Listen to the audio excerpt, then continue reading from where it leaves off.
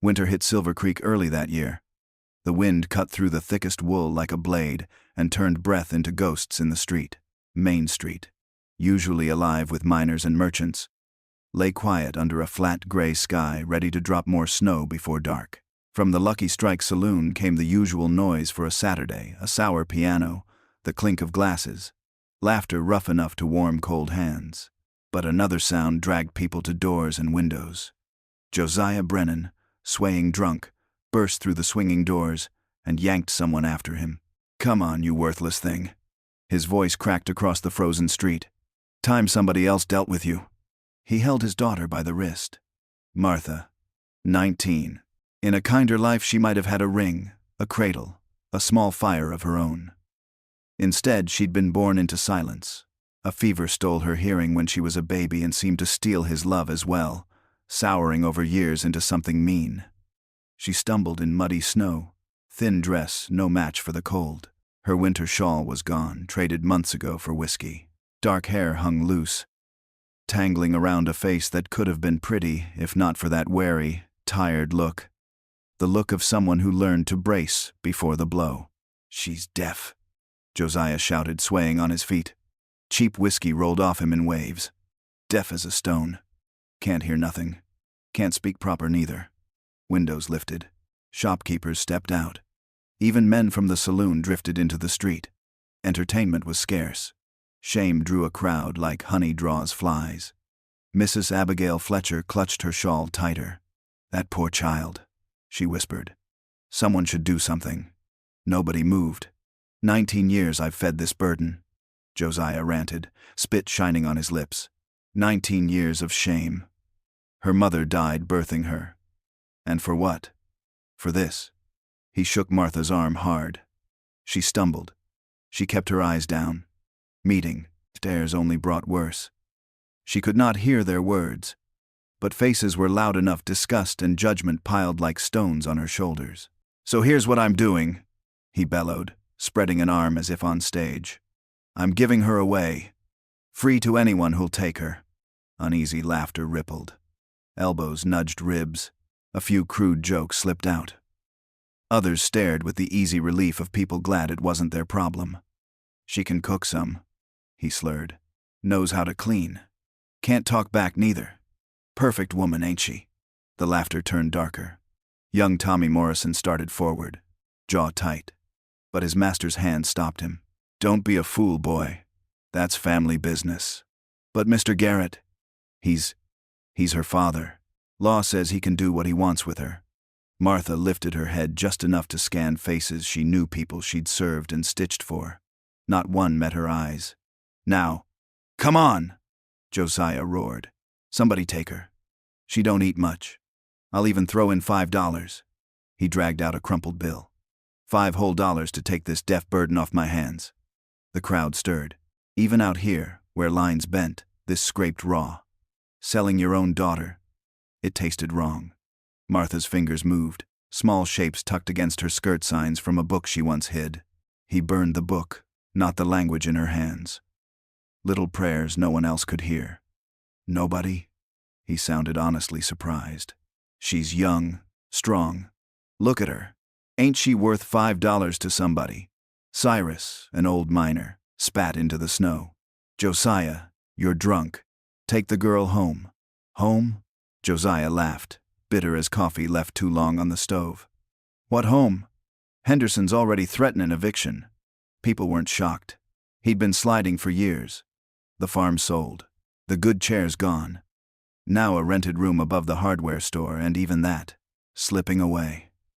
"Please," his voice cracked, tipping from rage to self-pity. "Somebody's got to take her. I can't do it no more." Sheriff William Cooper watched from his doorway, jaw tight. He pushed off the jam to step in, but the air shifted, and everyone turned.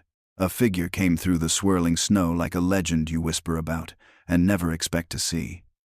Tall, near 7 feet, wrapped in a buffalo hide coat that had lived a life. Long black hair with early gray. A face mapped by scars no one dared ask about. He moved with quiet certainty. An Apache. White man's clothes beneath the hide. Cavalry issue boots patched and worn. The crowd parted without thinking. Conversations dropped. Even the wind seemed to hold its breath. Josiah felt it too. His grip loosened. He stumbled one step back. The newcomer stopped 10 feet away, taking everything in. The drunk, the girl, the town that had come to watch. His gaze paused on Martha and shifted. Not pity. Something like recognition. When he spoke, his voice was low and carried anyway. Clear as church bells. I know you can hear. He wasn't talking to Josiah. Not to the crowd. To Martha. Direct. Certain. Her head snapped up, eyes wide. Someone had seen through 19 years of hiding. Silence drew tight as a pulled bowstring. Her heart hammered. How could he know? The fever had damaged her hearing, not killed it. Sound reached her like voices through water, muffled, distant, real. Up close, details stood out. A beaded medicine bag at his belt, a knife handle worn smooth. Eyes that never stopped moving, reading threat and distance even while still. Who the hell are you? Josiah blurted. Pitch higher than usual. The man looked at him. Josiah backed another step. Name Samuel Crowfeather, he said. English precise. Accented. Most call me Crow. Well, Crow. Josiah tried for authority and missed. This ain't your business. Family. Matter. You offered her to anyone, Crow said, voice level. I'm anyone. A murmur rolled through the crowd. That's the one lives up on Bear Mountain. Someone breathed. Scouts for the army sometimes. Trades pelts twice a year. Another voice added. Never causes trouble. A third, colder. Still Apache. Crow ignored them and lifted a hand toward Martha, palm up, a gesture both offering and question. She stared at the hand, then at his face. His eyes were almost black. In them something she'd never seen aimed at her. Respect. You can't just... Josiah sputtered. She's my daughter. $5. Crow slid a small leather pouch from his coat with the other hand. You named your price. Coins chimed as they spilled into his palm, not 5 but 10 silver dollars. Real money that could drown a man for weeks or pay off a debt that was chasing him down. The crowd leaned in. Silver has a way of pulling people close. Josiah's eyes went hungry. 10 for the disrespect, Crow said. No woman should be sold like cattle. If it ends her suffering. He left the rest hanging in the cold. Martha's fear prickled. Was she trading one prison for another? She'd heard stories, ugly ones, meant to scare children and excuse violence. But this man's scars that spoke of survival. Hands strong and careful. Eyes too alive to be cruel. Deal. Josiah lunged at the money, greed beating fear. She's yours, Apache, and good riddance. He shoved Martha so hard she stumbled. Crow caught her arm with steady, gentle hands. Smoke, leather, pine, that's what he smelled like. The wild after rain. Her things? Crow asked. Josiah laughed. Sharp and ugly. What things? The dress on her back is about it. It was almost true. Most of what she owned fit in a small bundle hidden under a loose board. Her mother's brush, a few books, needle and thread, a wooden doll waiting in silence. Sheriff Cooper muscled forward at last. Hold on. You can't just buy a person. Even if her own father throws her in the street? Crow's voice cooled. Where were you 5 minutes ago, Sheriff? Cooper flushed. That's different. You were about to do nothing. Like always. The words came from Mrs. Fletcher. She stepped up, chin high. We all were. We watched this child suffer for years and did nothing. Her eyes shone. I'm sorry, dear. We all are. Martha didn't look at her. Crow's hands were speaking, signing with surprising fluency. You decide. Come with me or stay. Your choice. The shock almost buckled her knees. Someone in Silver Creek knew her language? His signs were a little different, older, flavored by scouting and trade talk, but clear. You know signs. Her fingers trembled. Friend once. Cavalry scout. Lost hearing to cannon fire. He taught me. Crow signed. Said silent speech was sacred. Only truth should live in it. Tears burned hot. 19 years of being treated like less than human, and here was someone speaking to her as an equal. Why help me? He paused. Because I know what it is to be seen as less than human. He didn't glance at the crowd. He didn't need to. To be feared for what they don't understand.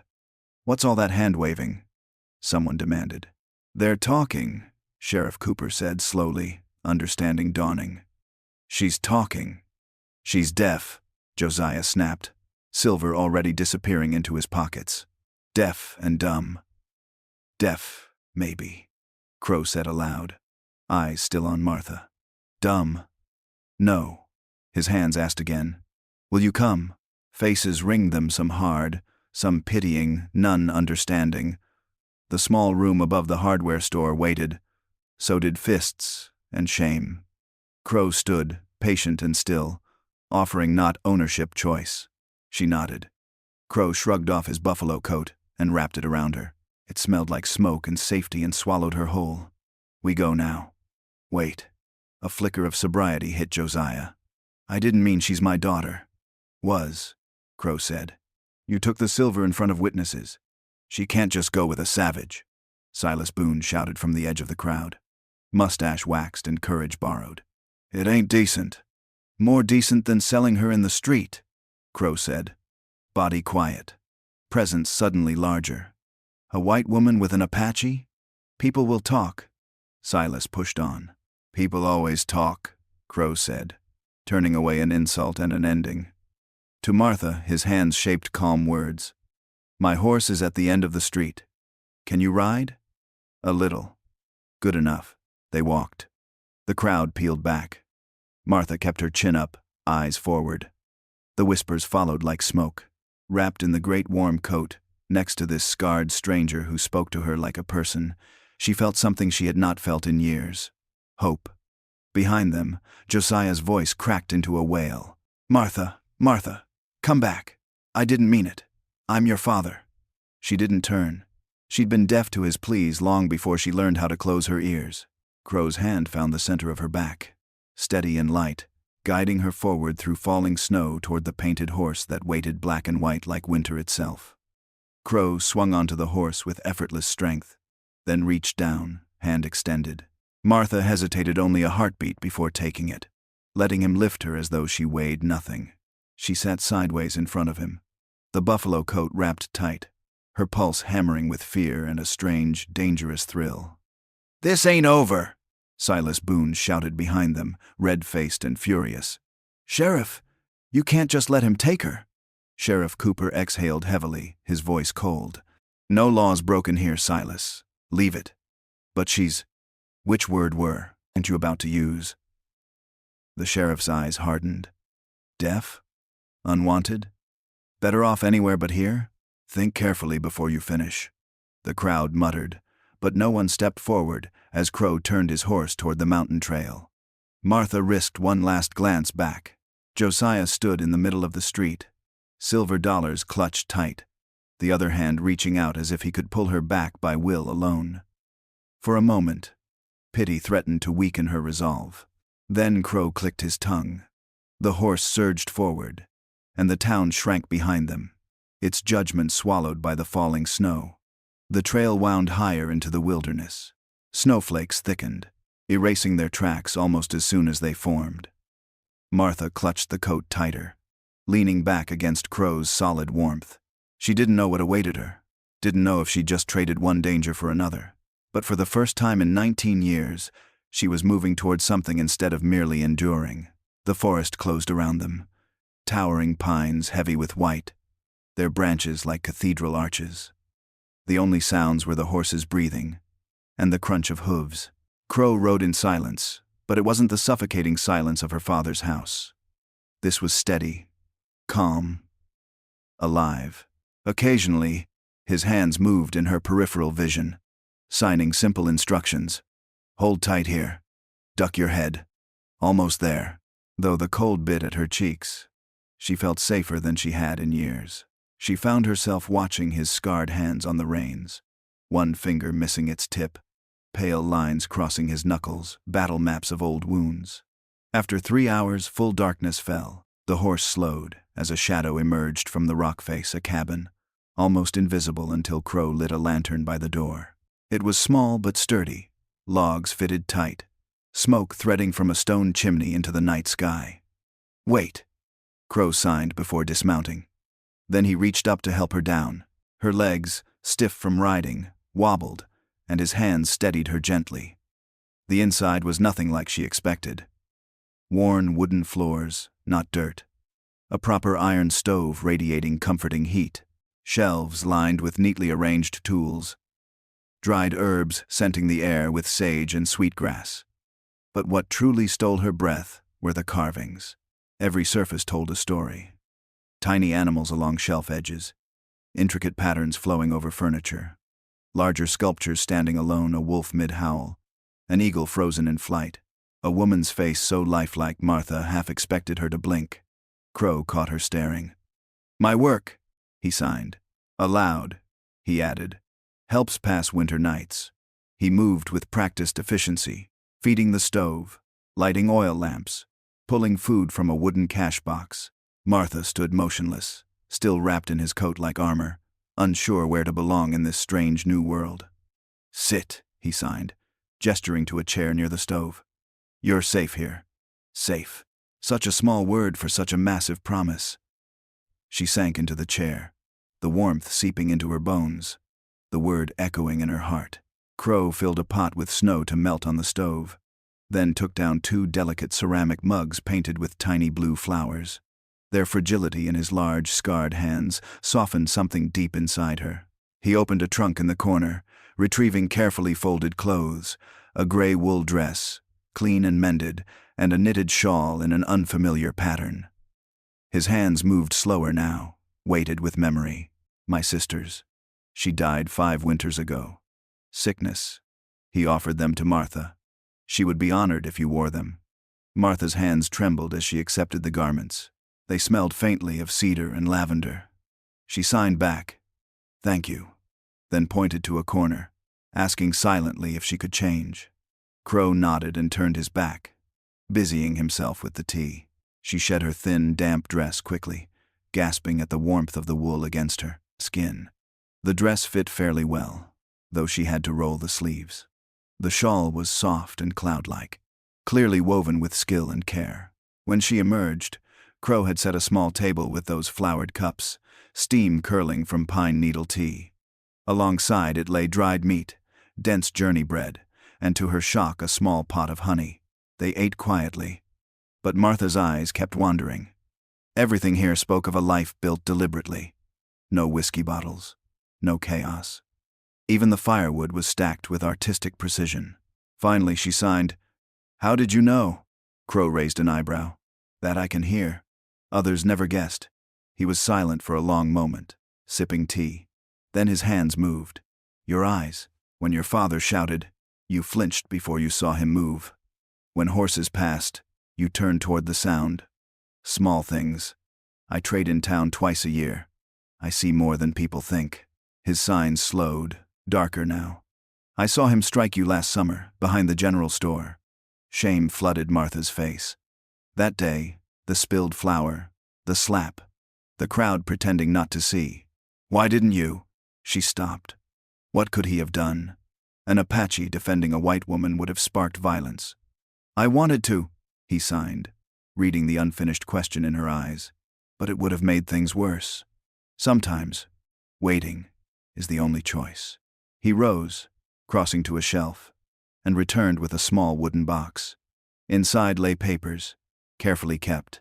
He handed her one, a certificate of citizenship stamped and legal. Samuel Crowfeather, it read. Citizen of the United States. Served with distinction. 7th Cavalry Scout Corps. Martha looked up sharply. "You fought for the army?" "Scouted," he signed, bitterness creeping in. "Thought it would matter. Thought proving our worth might let us keep land, dignity. I was young." She studied the paper, then him. This man, who could have ruled her by fear, now offered her tea in delicate cups and his sister's clothes. "Why did you really help me?" Crow didn't answer immediately. Instead, he went to the shelf of carvings, selecting one. A tiny bird with a broken wing. Every feather carved with loving detail. The wing was splinted, healing. "I found him in the forest," Crow said softly. "Hawk almost finished him.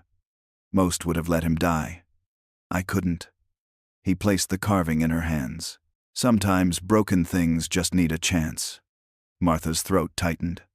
I'm not broken, she signed fiercely. No, he agreed. But you've been kept in a cage. Different thing. He moved to a built-in bed against the wall, pulling down blankets and furs.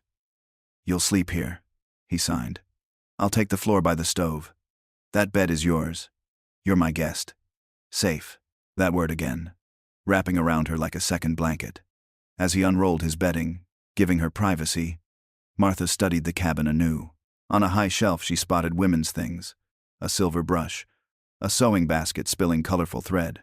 Your sisters? He nodded. Couldn't pack them away. She loved beautiful things, said living in the wilderness didn't mean living like animals. Martha thought of her own hidden treasure, her mother's bronze brush, concealed under a floorboard back in town.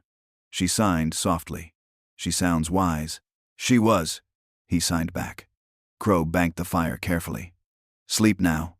Long day tomorrow. What happens tomorrow? You choose. Stay. Go. Learn. Whatever you want. But tonight, just rest.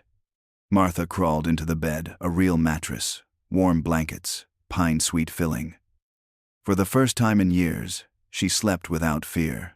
Outside, snow fell, erasing every trace of their path and hiding them from the world. 2 weeks passed in the mountain cabin, the outside world buried under layers of snow and silence. For Martha, it was a silence that felt alive, not suffocating like the years spent in her father's house. Each morning, she woke to find Crow already up, tending the fire, a blue enamel, coffee pot simmering on the stove. Their days slipped into a rhythm, simple and steady. Crow moved with purpose, and Martha began to move alongside him, learning to share space without feeling crowded. He taught her to read the sky, how the shape of clouds and the direction of the wind foretold changes in weather. He showed her how to set rabbit snares, how to skin and stretch pelts until they were soft and supple, and how to recognize the difference between plants that healed and those that harmed. His scarred hands guided hers, patient as he taught her the knots used for different purposes, how to sharpen a blade correctly, how to follow the faint trail of deer tracks through fresh snow. But the nights, those were her favorite. When darkness fell and the fire crackled low, Crow would bring out books.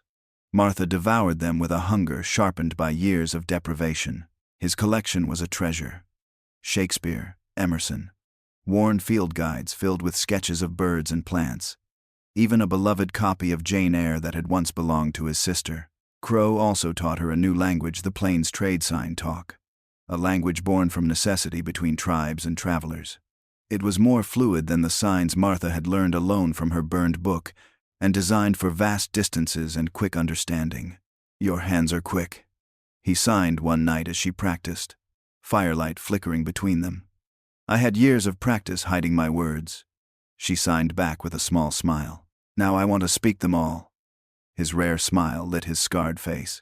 Careful, he warned. Words have power, especially silent ones. Martha was learning other things, too, quiet truths he never spoke aloud. How he sometimes woke at night, body rigid, breath fast, haunted by dreams he wouldn't share. How certain sounds, the sharp crack of breaking wood, the eerie whistle of wind through a narrow gap made his entire body tense like a warrior ready for battle. And how incredibly gentle he was with fragile things, like feeding tiny winter birds from his palm, or coaxing an injured fox kit back to health. One evening, while heavy snow fell outside, Martha sat by the fire attempting to mend one of Crow's shirts. The man was hard on clothing, and her stitches were clumsy.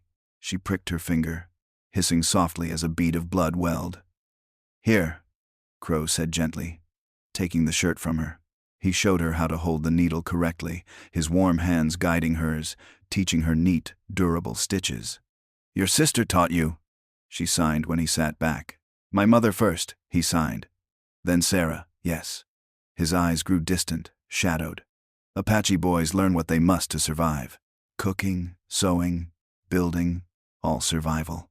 Martha wanted to ask about his past, about the scars etched on his body and heart, but she'd learned he only revealed himself in pieces when he was ready. Instead, she focused on her stitches, improving under his patient instruction. The cabin was quiet, except for the fire's low crackle and the winter wind singing in the pines outside. The quiet between them was warm, not empty. She reached for scissors, and her hand brushed his. Both froze. The touch was accidental, fleeting, but it sent a spark through her like lightning. Crow's dark eyes locked on hers, mirroring her confusion and the unspoken question between them. Awareness, fear, hope. He was the first to pull away, standing abruptly. "I'll check the horses," he muttered, though they both knew he'd already checked them earlier. Martha sat still, heart racing, her skin tingling where their hands had touched. Men in town had always looked at her with either pity, disgust, or worse, the kind of hunger that saw her as vulnerable prey. Crow looked at her as though she were precious and dangerous all at once, something to be handled carefully, not because she was weak, but because she mattered. The next morning dawned clear and cold, a brittle blue sky above the mountain. Crow was teaching her how to braid leather when a distant sound changed everything. Horses approaching, several of them. Fast. Crow stiffened, his entire posture shifting. In a heartbeat, he went from patient teacher to warrior, rifle in hand, motioning Martha behind a heavy wooden table. His voice was low and sharp. "Stay down, no matter what." Martha's heart pounded as the sound grew louder. These weren't raiders, not a chaotic mob. These were men who rode like they meant business. When they finally broke through the tree line, she saw them clearly, 5 men, armed and hard-eyed. Silas Boone led them, flanked by Ralph Morrison and Jacob Worth, with 2 more men Martha didn't recognize. Crow stepped onto the porch, rifle loose in his hands but ready. His entire stance radiated danger contained by sheer will. "We know you're in there, Apache," Silas called out, trying to sound braver than he felt. "Send the girl out. We're here to rescue her." Crow's voice was calm, almost bored. "No one here needs rescuing. That's not for you to decide." Harold Garrett, usually a reasonable man, rode forward beside Silas. His face was tight with righteous anger. "Martha Brennan, if you can hear us, we're here to help. Your father's sober now. He wants you home." Martha's stomach twisted. Her father sober? She'd believe that when the snow turned to ash. And even if it were true, it didn't erase 19 years of pain. Silas raised a piece of paper with a flourish. "We have a warrant," he announced proudly, signed by Judge Wellingham over in Cedar Falls, for the corruption of a mentally deficient white woman by a savage Indian. The words stabbed deep. Mentally deficient. All because her hearing wasn't perfect. That single insult erased her intelligence, her choices, her very humanity. Martha surged to her feet, ready to shout the truth, but Crow's sharp hand signal froze her. "Wait." Crow's voice stayed cool. "Let me see this warrant." Silas dismounted with swagger. But the closer he got to Crow, the more his steps faltered. Crow was a wall of scars and silent power, and Silas's bravado wavered. Crow examined the paper with deliberate calm, then held it out. "This judge has no authority here. This cabin sits on federal land, ceded to me by treaty for my service to the cavalry." His dark eyes cut into Silas like knives. "And this name, Martha Brennan, no such person lives here." Silas snarled. "Don't play games. We know she's here. Martha Crowfeather lives here." Crow said smoothly. "My wife. Legal. Married by tribal custom. Recognized by federal treaty law." The words hit Martha like thunder. Wife? They hadn't. But when she looked at him, his gaze was steady, silently asking her to trust him. "That's a lie!" Silas spat. She wouldn't, she couldn't. Martha stepped out onto the porch, shoulders squared, fury in every line of her body. "I can," she said clearly. And I did. The men stared, stunned. Martha stood beside Crow, close enough their shoulders brushed, her chin lifted with defiance. "I choose where I live, who I live with, and what name I take." "Miss Brennan, you don't understand," Harold pleaded, his tone paternal. "This Indian has confused you, taken advantage." "The only people who've taken advantage," Martha cut him off, "are those who decided my damaged hearing meant a damaged mind, who spoke about me like I wasn't there, who saw me as a burden or a prize, never as a person. But you're not married, Silas shouted. There's been no church ceremony, no license. Martha glanced at Crow, and he gave a small, almost imperceptible nod. Apache marriage needs 3 things, she said clearly. 2 people choosing each other. A shared home. A public declaration. She slipped her hand into Crow's, squeezing tight. Samuel Crow Feather is my husband by his people's law and by my choice. The lie slid out smoothly because, deep down, it felt like the truth. They'd shared a home. They'd chosen each other that snowy night. And now, here was their public declaration. This is obscene, one of the other men muttered. A white woman with this. Crow's voice sharpened, cutting through the freezing air. A man who owns his land free and clear. Who reads and writes in 3 languages. Who has spilled blood to protect this territory. Tell me, exactly what is your objection? Aside from the color of my skin. You know what our objection is. Silas roared. It ain't natural. It ain't right. And we won't stand for it. Then sit, Crow replied, tone mild and deadly at once. Silas's hand jerked toward his gun. Harold grabbed his arm, panic flashing in his eyes. Don't be a fool, boy. You draw on him. He'll kill you before you clear leather. Everyone sensed the truth in that. Crow wouldn't start a fight. But if forced, he'd end it permanently. This isn't over, Silas hissed, backing toward his horse. We'll be back. With real law. Federal marshals. You'll see. Crow didn't flinch. I'll make coffee, he said dryly. Wouldn't want to be a poor host. Silas's threats faded into the forest as they retreated.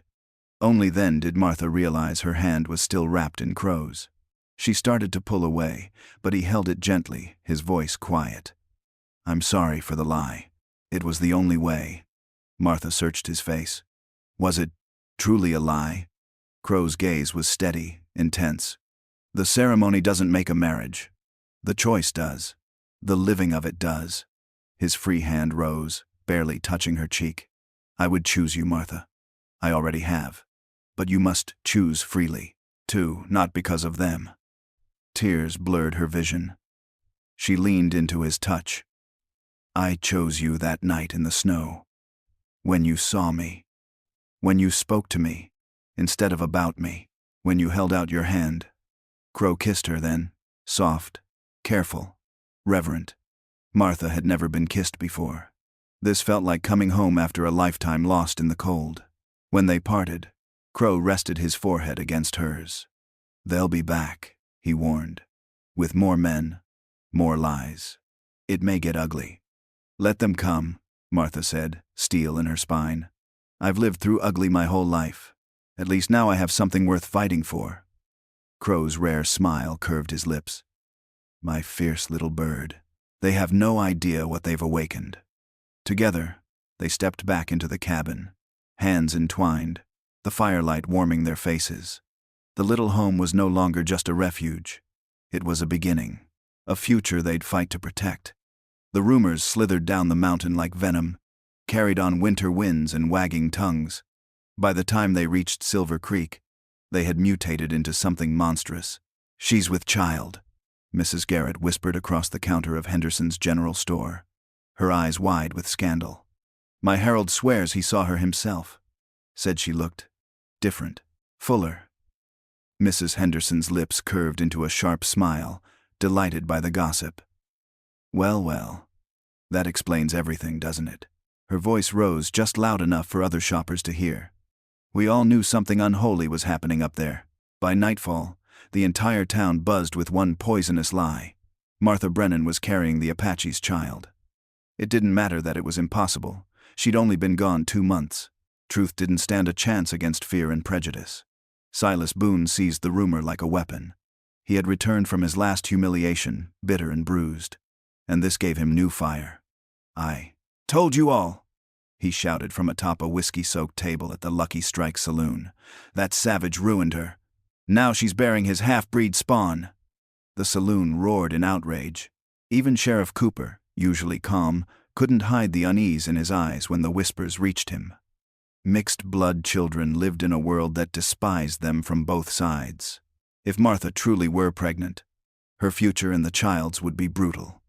Up on Bear Mountain, Martha knew nothing of the storm brewing below. Her world was smaller now, sweeter. Since she and Crow had declared themselves, everything had shifted. They still slept separately. Crow's honor was unshakable, but they moved together like two halves of the same heartbeat. In the mornings, she woke to find him braiding her hair with a tenderness that left her breathless, weaving in beads and feathers that marked her as protected, chosen.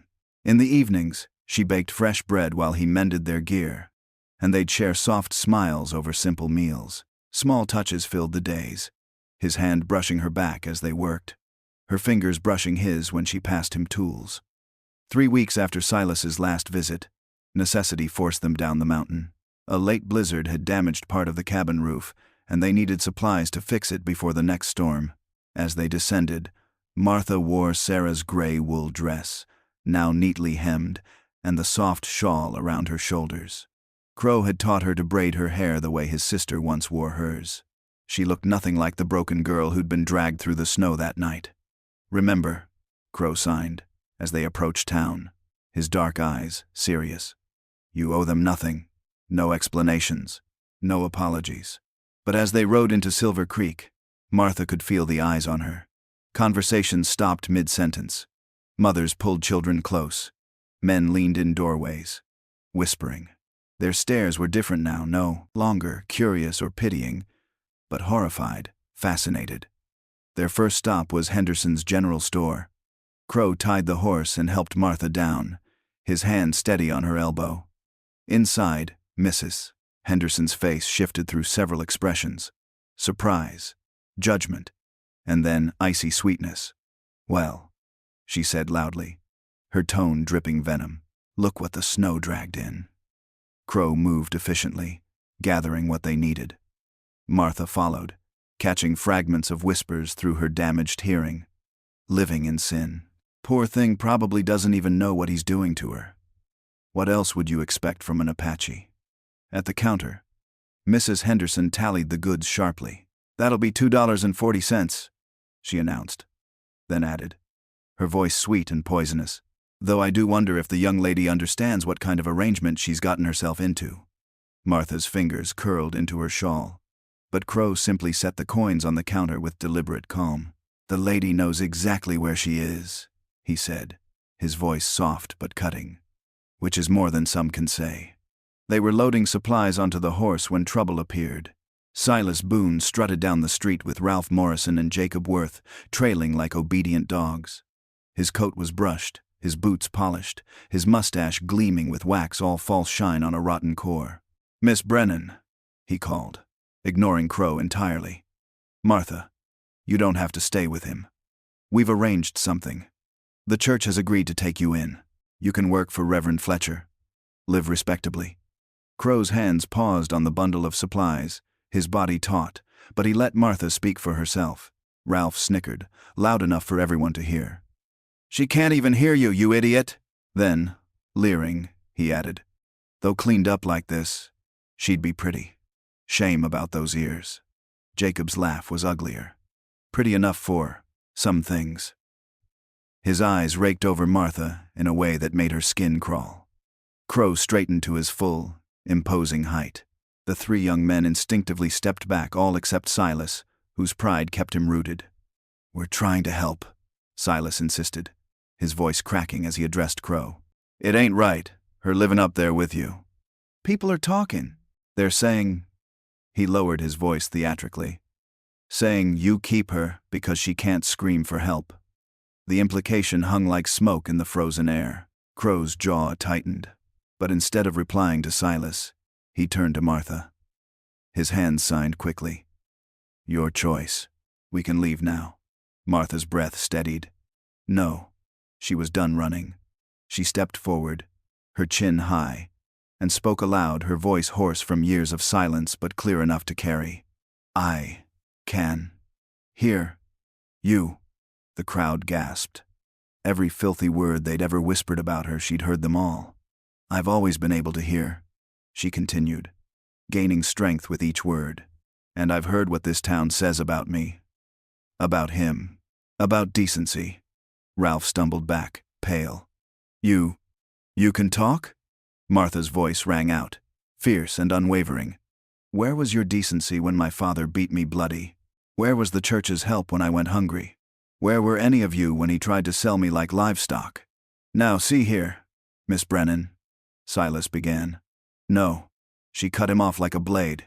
You see, this man, she gestured to Crow, has shown me more respect in 2 weeks than this town has in 19 years.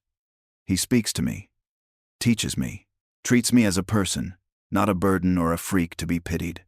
The crowd swelled, drawn by the spectacle, just like that night in the snow. But this time, Martha stood tall, unafraid. You call him savage, she shouted. Yet he carves beauty from wood while you cultivate ugliness in your hearts.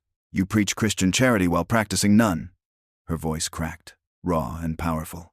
I choose to stay with him, not because I must, but because I want to. Mrs. Fletcher, standing near the back, looked stricken. But, your reputation, dear. Surely you understand what people are saying. That he's made you his woman. Martha's cheeks burned, but she didn't look away. He's made me nothing. For the first time in my life, I'm allowed to just be. Crow moved to stand beside her, silent and steady, his presence like a wall at her back. We done here? He asked, his tone flat, dangerous. Silas's face purpled. This ain't over. The sheriff may turn a blind eye, but there are laws about Indians corrupting white women. Federal marshals will.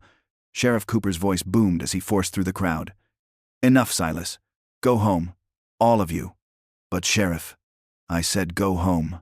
Cooper's glare swept the crowd. Unless you'd like to explain to Judge Harrison why you're harassing a decorated Army scout and a legal adult woman making her own choices. Grumbling. The crowd began to break apart, though the whispers didn't stop. Words like ruined, corrupted, fallen, slithered in the air. Once, those words would have crushed Martha. Now, they felt small, pathetic, powerless against the truth she carried inside. As she and Crow secured the last of their supplies, another figure stumbled from the lucky strike. Josiah Brennan. Martha's breath caught. Her father looked destroyed. His clothes were filthy, his face gaunt, his body trembling. Whiskey had eaten him alive these past weeks. Martha, he sobbed, stumbling toward her. My girl, my baby, I'm sorry, so sorry. Come home with me. I didn't mean it. Martha stared at him, seeing clearly for the first time. Not a monster. Not even a man, really. Just a weak, broken creature who'd drowned in his own shame.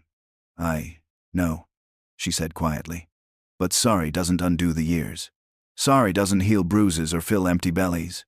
He reached for her with shaking hands. You're all I have left. No, she said softly but firmly. I was never yours to have. I was only what you endured. Crow clicked to the horse, and they began moving. Josiah stumbled after them, falling to his knees in the muddy street, wailing like a lost child. Martha didn't look back. At the edge of town, they passed the church. Reverend Fletcher stood on the steps, silent, his face lined with conflict. Beside him, Mrs. Fletcher broke free, hurrying toward them with something clutched in her hands. Wait, she called. Crow slowed the horse. Martha turned, wary. Mrs. Fletcher held out a small parcel wrapped in plain brown paper. Please, take this, she said, her voice trembling. Martha accepted it, confused. It's just some sewing needles, good thread, and a book of poetry, Mrs. Fletcher explained, eyes shining with tears. I thought maybe you might enjoy it. The kindness hit Martha harder than all the cruel words had. She swallowed thickly. Thank you. Mrs. Fletcher touched Martha's hand. I'm sorry we failed you, child. We all saw what we expected to see, not what was right in front of us. Her gaze shifted to Crow. Both of you. Martha nodded, unable to speak. Then Crow urged the horse forward, and they left Silver Creek behind again. This time Martha sat straighter in the saddle, no longer hiding in his buffalo coat. She wore it like armor. The whispers still clung to her like smoke, but they mattered less now. You spoke well, Crow signed once they were back on the mountain trail. I was angry, she signed back. Good, he replied, his hands firm. Anger is better than fear. It tells the truth. What if Silas comes back with the marshals? She asked. Crow's expression didn't waver. Let them. Did he come? I've faced worse for things far less important. I'm important? Martha asked, almost shyly. He reined in the horse, making sure she could see his face clearly. Yes, you are. The words struck harder than any insult the town had ever thrown. But even as they climbed higher toward home, Martha knew this wasn't truly over. Silas Boone's pride had been wounded, and wounded pride in a small man was more dangerous than a rifle in the dark. The town's judgment would grow teeth, claws, and someday it would come for them. For now, though, they rode toward the cabin, their home. Martha realized with a start that it wasn't just his cabin anymore. It was theirs. As they reached the clearing, the package from Mrs. Fletcher warmed Martha's lap, a promise of beauty amid hardship. It was a small thing, but to Martha, it felt like a symbol, proof that kindness could still bloom even in bitter soil. Winter deepened, blanketing the mountain in white silence. The cabin became their entire world, a world built of routine and care. Martha woke each morning to the smell of coffee and the sound of Crow moving quietly about, tending the fire. They spent their days preparing for survival, chopping wood, checking traps, mending clothes, repairing the roof before the next blizzard hit. Crow's lessons continued. He taught her to track deer through fresh snow, to read the stars at night, to make medicines from bark and roots. At night, by lamplight, he taught her words from his books. Her reading grew faster, her hunger for stories unending. The bond between them grew too, like a slow-burning fire. Every glance, every small touch, built something neither of them dared to name. But danger came anyway. One crisp morning, while Martha practiced braiding leather strips for a project, the distant thunder of hooves shattered the quiet. Crow froze, head lifting sharply. Multiple horses, moving fast. In an instant, his entire demeanor changed. The gentle teacher vanished, replaced by a warrior carved of stone and instinct. He shoved his rifle into her hands and motioned her behind a heavy wooden table. Stay down, he ordered, no matter what. Martha's heart raced. The riders burst from the tree line. It wasn't a chaotic mob. This time it was organized, disciplined. Silas Boone rode at the head, flanked by Ralph Morrison, Jacob Worth, and 2 other men carrying rifles. Crow stepped onto the porch, his own rifle loose in his hands, but his posture screamed readiness. The air crackled with the promise of violence. "We know you're in there, Apache," Silas bellowed. "Send the girl out. We've come to rescue her." Crow's voice was cold, calm. "No one here needs rescuing." "That's not your decision," Harold Garrett shouted, his face tight with misplaced righteousness. "Martha Brennan, if you can hear me, we're here to help. Your father's sobered up. He wants you home." Martha's stomach turned. Her father sober? She'd believed that when the mountains melted. Even if true, it didn't erase 19 years of cruelty. Silas raised a paper like a trophy. "We have a warrant," he crowed, "signed by Judge Wellingham over in Cedar Falls, for the corruption of a mentally deficient white woman by a savage Indian." The words cut deep. Mentally deficient. All because she couldn't hear perfectly. Martha started forward, ready to shout the truth, but Crow's hand signal stopped her cold. "Wait." Crow's tone stayed icy. "Let me see it." Silas strutted closer, but as he neared the porch, the false confidence slipped. Crow was an immovable wall of muscle and scars. Even Silas's bravado faltered beneath that steady, unblinking stare. Crow examined the paper. His jaw tightened. "This judge has no jurisdiction here. This land is mine, granted by treaty for my service to the cavalry." He tossed the paper back at Silas. "And this name, Martha Brennan? No such person lives here." "Don't play games," Silas snarled. "We know she's here. Martha Crowfeather lives here," Crow said simply, his voice cutting like a blade. "My wife. Legal. Married by tribal custom, recognized by federal treaty law." The lie stunned Martha. Wife? But when she looked at Crow, his gaze was steady, silently urging her. "Trust me." "You liar," Silas screamed. "She wouldn't, she couldn't." "I can," Martha declared, stepping onto the porch beside Crow. Her shoulders squared, her voice was iron. "And I did." The men gaped as she slipped her hand into Crow's. "I choose where I live, who I live with, and what name I take." Harold tried a softer approach. "Miss Brennan, you don't understand. This man has confused you, taken advantage of you." "The only people who've taken advantage of me," Martha cut him off sharply, "are those who decided my damaged hearing meant a damaged mind. You spoke over me, around me, as if I weren't even here. You saw me as a burden, or a prize." Her voice shook with fury. "Never as a person." "But there was no wedding," Silas protested, grasping for control. "No church ceremony, no license." Martha turned to Crow. He gave the barest nod. "Apache marriage needs only 3 things," she said loudly. 2 people choosing each other, a shared home, a public declaration. She lifted their joined hands high. "Samuel Crowfeather is my husband, by his people's law, and by my choice." The crowd gasped. The words felt like fire in her chest, blazing truth and defiance all at once. It wasn't even a lie, not really. They had chosen each other. They had built a home together. And now, here was their declaration for all to see. "This is obscene," one of the men shouted. "A white woman with that." Crow's voice went quiet and deadly. "A man who owns his land free and clear, who speaks 3 languages, who risked his life for this territory." His gaze pinned them in place. "Tell me, what exactly is your objection, aside from the color of my skin?" "You know what our objection is," Silas roared, his face red with rage. "It ain't natural, it ain't right, and we won't stand for it." "Then sit," Crow replied softly. The quiet threat in his voice froze the air. Silas's hand twitched toward his gun. Harold grabbed his wrist, panic in his eyes. "Don't be a fool, boy. If you draw, he'll drop you before you breathe." The others felt it too. Crow wouldn't start a fight, but he'd end one, swift and final. "This isn't over," Silas spat, retreating to his horse. "We'll be back with real law. Marshals, soldiers, you'll regret this."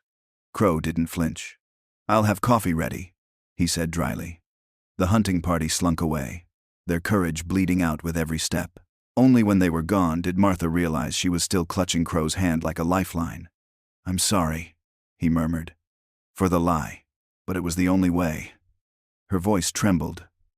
Was it truly a lie? Crow faced her fully, his dark eyes endless and steady. "The ceremony doesn't make a marriage. The choice does. The life you build together does." He touched her cheek, feather light. "I would choose you, Martha. I already have. But you must choose too freely." Her tears spilled, hot and unstoppable. "I chose you the day you saw me," she whispered. "When you spoke to me instead of about me. When you held out your hand." Crow kissed her, tender, reverent, as if afraid she might vanish. It was her first kiss. It felt like coming home after a lifetime lost in the cold. When they broke apart, his forehead rested against hers. "They'll come back," he warned softly. "With more men, more lies. It will get ugly." "Let them come," Martha said fiercely. "I've survived ugly my whole life. Now I have something worth fighting for." Crow smiled, rare and beautiful. "My fierce little bird. They have no idea what they've stirred awake." The next few days passed in a tense, fragile calm. But calm in Silver Creek was like ice over a raging river, thin and ready to shatter. It began as whispers, trickling down from the mountain like poisoned snowmelt. By the time they reached the town, they had festered into something vile. "She's with child," Mrs. Garrett hissed in Henderson's general store, her eyes wide and shining with excitement. "My Harold saw her last week when they came to town. Said she looked different, fuller." Mrs. Henderson gasped dramatically, then leaned closer so everyone could hear. "Oh my. Well, that explains everything, doesn't it?" She straightened, her voice rising just enough to carry. "Now we know exactly what's been happening up on that mountain." By evening, the lie had spread like wildfire. Martha Brennan was pregnant with the Apache's child. It didn't matter that she'd only been gone 2 months. Logic and truth were powerless against fear and hate. Silas Boone seized on the rumor like a weapon forged just for him. At the Lucky Strike saloon, he climbed onto a table, whiskey glass in hand, his face flushed and eyes wild. "I told you all," he shouted, voice cracking. "That savage ruined her. Now she's carrying his half-breed spawn. This is an abomination." The saloon erupted with angry voices, some shocked, others gleeful at the scandal. Even Sheriff Cooper, normally a calm voice, couldn't hide his unease when the rumors reached him. He knew what life was like for children, caught between 2 worlds, hated by both, loved by neither. Up on Bear Mountain, Martha remained blissfully unaware of the storm gathering below. The cabin had become a sanctuary, their small world filled with shared work and quiet moments. Since declaring themselves to each other, she and Crow moved with a closeness that felt inevitable, like rivers merging. Though they still slept apart, Crow's honor unshakable, the air between them crackled with unspoken promises. In the mornings, Martha awoke to find him braiding her hair with gentle hands, weaving beads and feathers that marked her as part of his world. In the evenings, she mended his worn clothes while he carved, their conversations flowing easily between sign and speech. One day, Crow returned from checking traps to find Martha kneeling by the hearth, her hands dusted with flour as she pulled fresh bread from the oven. He paused in the doorway, watching her with an expression she couldn't quite name: awe, longing, and something deeper. These small domestic rituals were their rebellion against the world's cruelty. Every gesture whispered, "We choose each other." 3 weeks after Silas's last threat, they were forced to return to town. A fierce storm had damaged part of the roof, and they needed specific nails and supplies to fix it before the next blizzard. As they rode down the trail, Martha's pulse quickened. She wore Sarah's gray wool dress, perfectly fitted now, and the soft shawl wrapped tightly against the cold. Crow had braided her hair into the intricate style his sister once favored, beads glinting softly. She looked nothing like the frightened girl who'd been dragged through Silver Creek's streets. But as they entered town, Martha felt a change in the air. Before, people had stared with curiosity or disgust. Now they stared with horrified fascination, their gazes dropping almost instantly to her belly. Inside Henderson's store, Clara Morrison, Mrs. Henderson's young assistant, gasped audibly when Martha walked in. "Oh my," she blurted, then flushed scarlet and fled to the back room. Martha frowned, confused, signing quickly to Crow. "What's wrong? Why are they looking at me like that?" Crow's dark eyes scanned the room, catching fragments of whispered poison. His jaw tightened, but he signed back calmly. "Nothing that matters. Get what we need." They were selecting nails when the door slammed open. Josiah Brennan staggered inside. Martha froze. She hadn't seen her father since that night in the snow.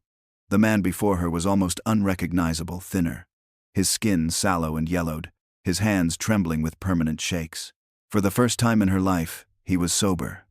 But the sobriety came too late. "My daughter," he croaked, stumbling toward her. "My little girl. What has he done to you?" Martha instinctively backed against Crow's solid form. "Father, don't," they're saying. Josiah's wild eyes dropped to her stomach, still flat beneath the wool dress. "They're saying you're carrying his bastard, that he's planted his seed in you." The words were loud enough for the entire store to hear. Gasps rippled through the onlookers like a shock wave. Heat flooded Martha's cheeks, not shame, but blazing rage. "The only bastard here," she said clearly, voice like iron, "is the one you made of me with your fists and neglect." Josiah's face crumpled. "I was trying to protect you," he wailed. "Don't you see? This is what I feared all along. You were too simple to understand, too easily taken by the first savage who..." Crow moved faster than thought. One moment Josiah was standing. The next, he was slammed against the wall. Crow's massive hand clamped around his throat, not choking, but holding, controlling. His voice was low and deadly. "You will not speak of her that way. Not ever again. She is my wife. You will show respect, or you will be silent." Josiah's bitter laugh rattled through the room. "Your wife? Ha! You mean everyone knows what you've done to her? You've ruined her for any decent man." Martha stepped forward, placing her hand gently on Crow's arm. At her touch, he released Josiah, who collapsed to the floor, coughing and trembling. Her voice rang out, strong and clear, not just to him, but to the entire town. "Listen to me, all of you, because I will only say this once." The room went silent. Even the wind outside seemed to pause. "I am not ruined, I am not defiled, and I am not with child." Her gaze swept over them, daring anyone to contradict her. "And if I were, it would be a blessing, not a curse." "Martha," Mrs. Fletcher's trembling voice broke through the crowd. "Please, dear." "No," Martha said sharply, cutting her off. "You've all had your say for years. Now it's my turn." She stood taller, her chin raised like a queen facing her court. "You create these filthy stories because the truth is too hard for you to face. The truth is that I chose him freely. Gladly. You call it corruption. I call it salvation." Josiah reached out feebly, his voice raw. "You don't know what you're saying. You're confused. Sick." Martha's laugh was harsh, cold. "I was sick," she spat. "Sick from being beaten. Sick from being treated as less than human. Sick from a town that watched and did nothing." She turned her glare on the crowd, faces she had known her whole life. "He healed me not with magic or lies, but by seeing me, by treating me as someone worth knowing." A sharp voice broke the moment. "But the baby." Clara Morrison had crept back from the storeroom, trembling with excitement. "What about the baby everyone's talking about?" Martha's eyes burned with contempt. "The baby you all invented to make your hate easier to justify.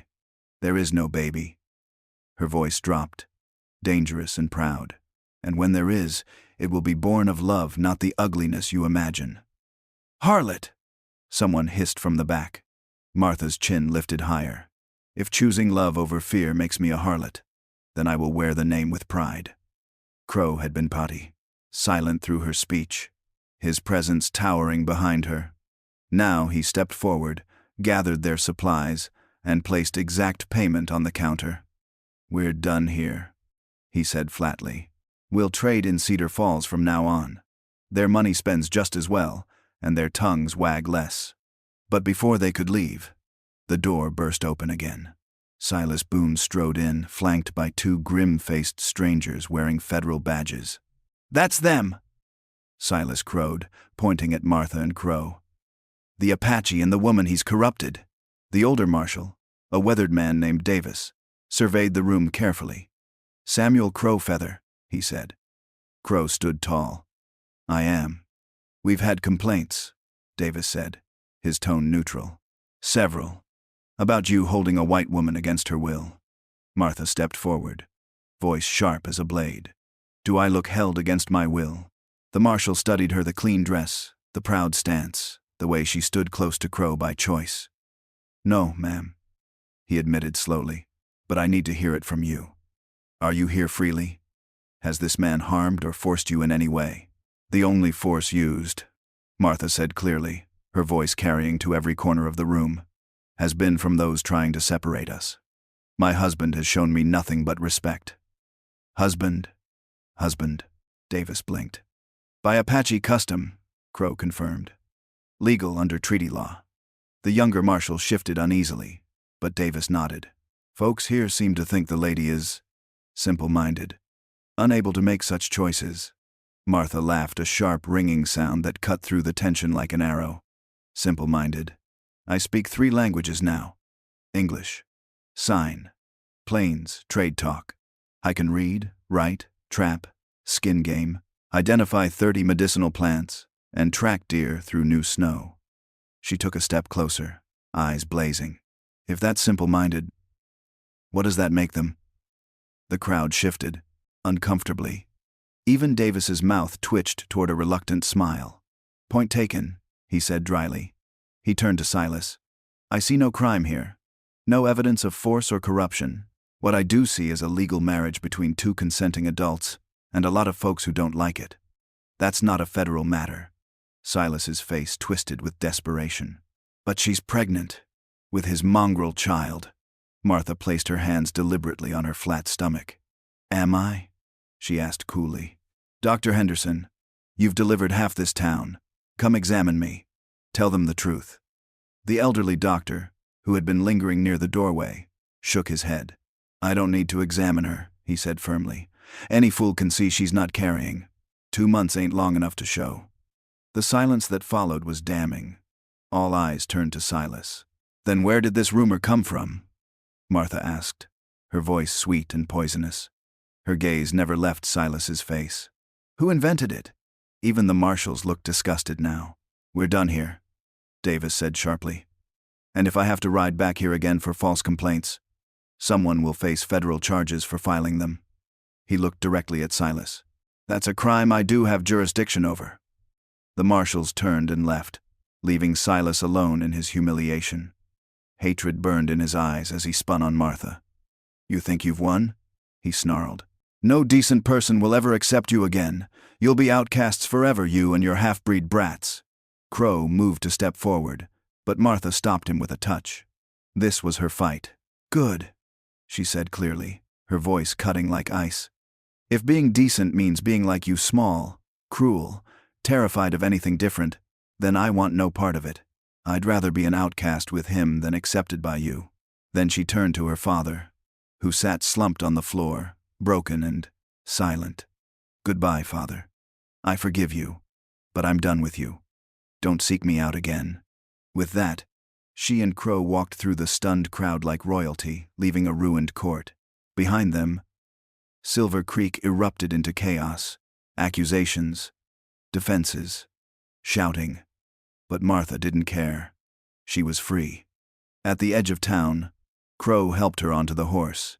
You spoke like a warrior, he said softly.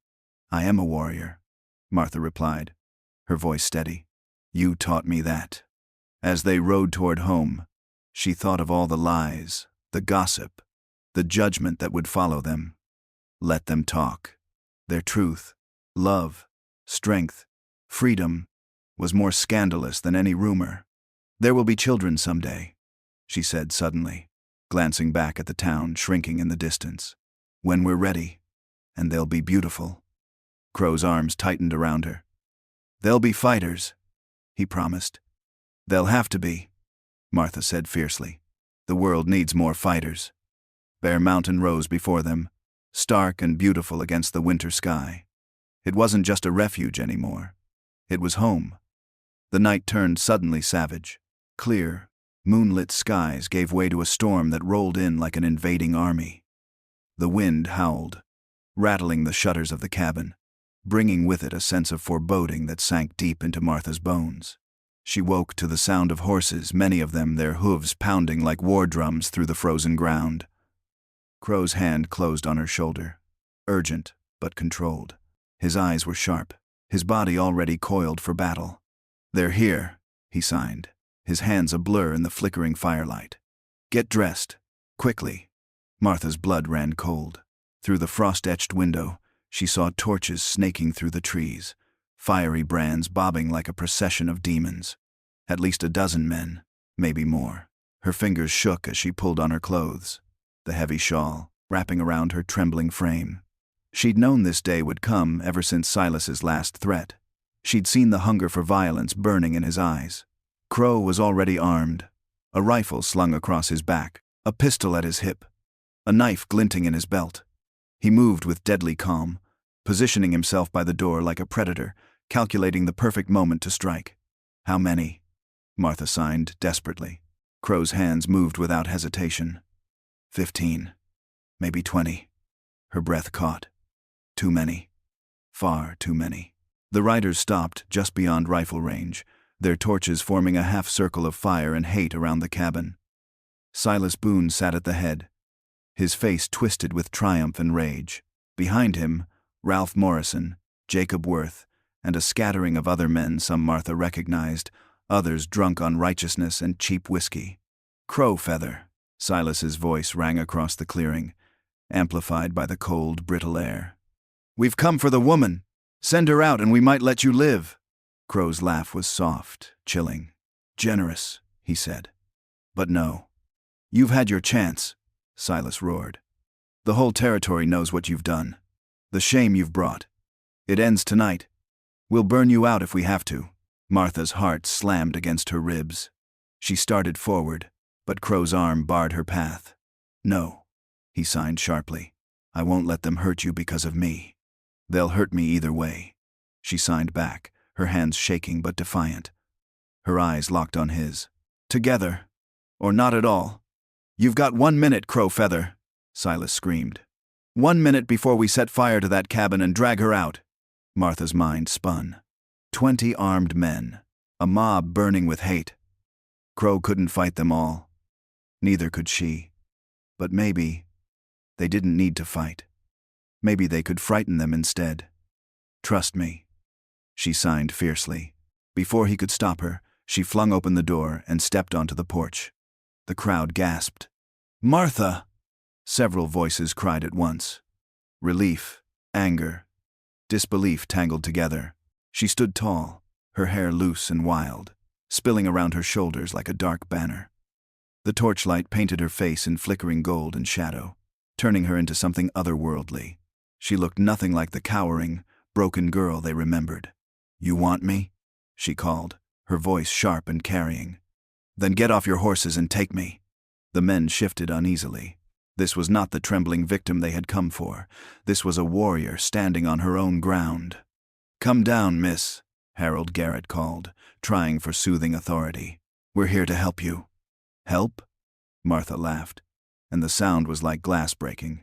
Where was your help when my father beat me bloody? Where was your help when I went hungry?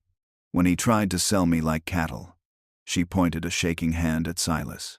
You're not here to help. You're here because you can't stand that I chose him over all of you. You didn't choose. Silas shouted, his face contorted. You were corrupted, tricked. He's done things to your mind. Yes, Martha said, her voice dropping to a dangerous whisper. He has done things to my mind. She took a slow step forward. He's taught me to read the stars, to speak without words, to move like smoke through the forest. Her eyes gleamed as she stared directly at Silas. He's shown me medicines you'd call magic. Secrets you're too small to understand. Several horses shied nervously, sensing their rider's fear. Even the wind seemed to pause, listening. What are you doing? Crow signed urgently from behind her, hidden from the mob's view. Using their fear, she signed back, a flicker of a smile touching her lips. Ralph Morrison's voice cracked like a boy's. You admit it. He's corrupted you with Indian magic. Magic? Martha's laugh was cold and wild. Is that what you call it when a man treats a woman as an equal? When he sees her as more than property or shame? She flung her arms wide, shawl swirling like wings. Then yes, I am thoroughly corrupted, the crowd murmured, unease rippling through their ranks. Then Martha began to speak in Plains trade talk, her hands weaving in intricate, fluid signs. The guttural words and gestures were incomprehensible to the mob, but to them it looked like dark sorcery. In truth, she was saying something entirely mundane. The moon is pretty tonight. These men are fools.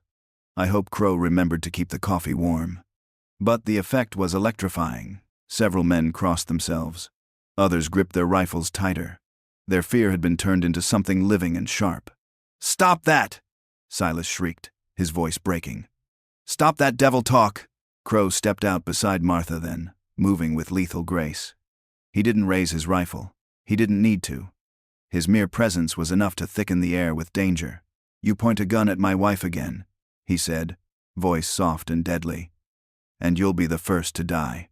Silas tried to sneer, but his hands trembled. There's 20 of us, and 2 of you, he blustered. Yes, Crow agreed calmly. I may not get all of you, but I'll get you, Boone. And you, Morrison, and you, Worth. His gaze swept over them, naming them like marked men. Who else wants to explain to their widow why they died attacking a man's home in the dark? The silence was deafening. The mob's courage cracked like ice underfoot. They had expected an easy victory, a helpless woman, a lone man. Instead, they faced something far more terrifying, a united force they could not understand. You can't hide behind her forever, Silas shouted desperately. The whole territory, they will know what you are. You'll never have peace. Peace? Martha's laughter was raw and wild. You think we had peace before? You think your whispers and your cruelty were peace? She stepped beside Crow, their shoulders touching, unshakable. We'll make our own peace. Far from you. You're leaving? Harold Garrett sounded almost disappointed. Why would we stay? Martha demanded. This town has shown us what it truly is. But there are other places where people judge a man by his actions, not his skin. Where a woman's worth isn't decided by whether she can hear or speak. It was a calculated lie. And both she and Crow knew it. Most places would be just as cruel. But the idea of them leaving, taking their scandal elsewhere, was tempting bait for men who thrived on gossip. Good riddance, someone muttered near the back. Yes, Martha said, her voice sharp as the winter wind. Good riddance indeed. But know this. Her tone turned to steel. If any of you follow us, if any of you try to hunt us down, you'll learn what Apache justice looks like, and what a woman who has found her strength can do. Her hand rose in a dramatic sign, meaningless but fierce-looking in the firelight. Several men flinched, one even crossing himself again. Go, Crow commanded, his voice like thunder. Before I decide 20-to-1 odds sound like fun. For one breathless moment, violence teetered on the edge. Then Silas spat in the snow and wheeled his horse around. This ain't over, he shouted. But he was already fleeing, and the others followed like frightened sheep, their torchlight vanishing into the trees. Martha sagged against Crow, the moment the last torchlight disappeared. Her body shook with adrenaline and fear, but her eyes burned bright with triumph. That was dangerous, he said softly. Everything's dangerous now, she whispered back. She turned to face him, breathless and fierce. We do need to leave. They'll be back with more men, or worse. I know. His hand cupped her face with aching tenderness. This is my fault. If you weren't with me, you'd be safe. No. She grabbed his wrist, holding tight. If I weren't with you, I'd be dead or worse. My father would have killed me slowly with neglect, with shame. Being with you isn't danger. It's life. Crow's eyes closed briefly, overwhelmed. They went inside together, but neither could sleep. Instead, they sat by the fire, whispering plans. Where to go, what to take, how to disappear into the vast wilds, beyond the reach of hate and law alike. California, Crow suggested. I have a cousin near Sacramento. Or Oregon. Plenty of space there. Anywhere, Martha said, as long as it's together. At dawn, a single horse approached. Crow and Martha tensed, ready for another attack, but it was Mrs. Fletcher, riding hard, determination etched on her face. I came to warn you, she gasped as she dismounted. Silas is riding to Fort Laramie. He's going to bring federal troops. He'll claim you're hostile. We're leaving, Martha said firmly. We planned to. Mrs. Fletcher nodded. I thought so. Here it's not much. She handed Martha a small bag. Food, money, and a sealed envelope. Inside was a letter of recommendation, praising Martha's character and intelligence, signed by Reverend Fletcher and others. It might help where you're going, Mrs. Fletcher said softly. And Martha, not everyone in town agrees with Silas. Some of us, we're ashamed of what we let happen. Martha's throat tightened. Thank you. Mrs. Fletcher gripped her hands. Be happy. Both of you. Prove them all wrong. Then she rode away before she could lose her courage. Martha and Crow stood together, watching the sunrise over the mountains. Are you ready? He asked quietly. Martha looked at the cabin that had become their home, at the man who had become her heart. There would be hardship ahead, prejudice and danger waiting in every town, but there would also be freedom and hope. I'm ready, she said. They packed quickly, preparing for a journey that might never truly end. But as they rode away, Martha glanced back one last time. The cabin stood against the snow, proud and defiant like them. Wherever we go, she whispered to Crow, they'll never take this from us. Not our love, not our choice. He squeezed her hand, his eyes fierce. Never, he vowed. Behind them, Silver Creek lay small and distant, its whispers fading like smoke. Ahead stretched the unknown, a blank page they would write together, word by word, hand in hand. And for the first time in her life, Martha felt truly free.